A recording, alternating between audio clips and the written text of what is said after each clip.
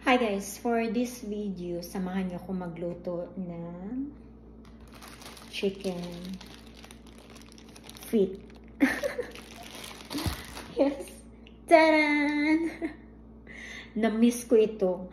3 years na ako dito sa US. Then, ngayon lang talaga ako nakabili nito. Yes, 3 years na din na hindi ako nakakain ng chicken feet. So, let's cook. Nabili namin ito sa Walmart dito sa St. George, Utah. Yes, with my husband.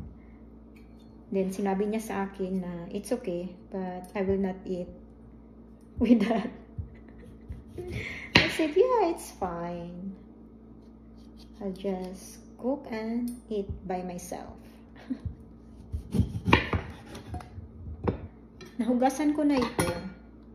Saka kunin ko lang ito mga ganito. Ayaw ko nito. So, it's just easy really.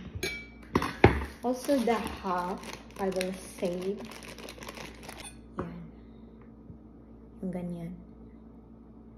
Simple lang talaga ako magluto nito. Bali, lagyan ko lang ng onion. White onion.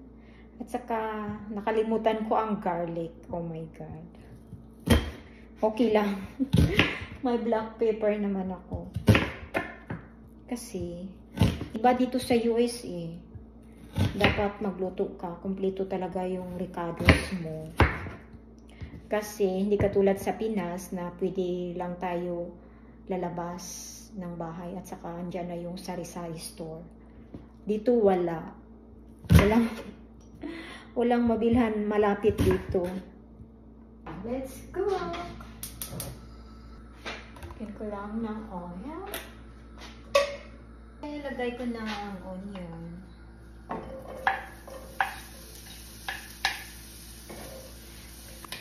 Alright. Then, ilagay ko na ang chicken feet. Lagyan ko lang ng soy sauce. Asin, at saka paminta.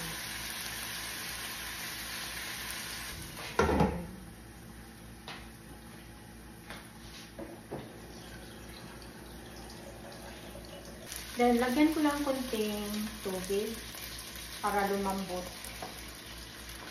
Saka oyster sauce.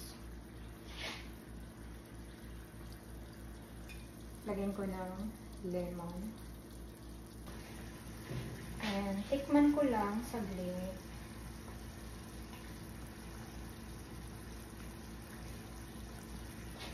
Lagyan ko lang konting sugar.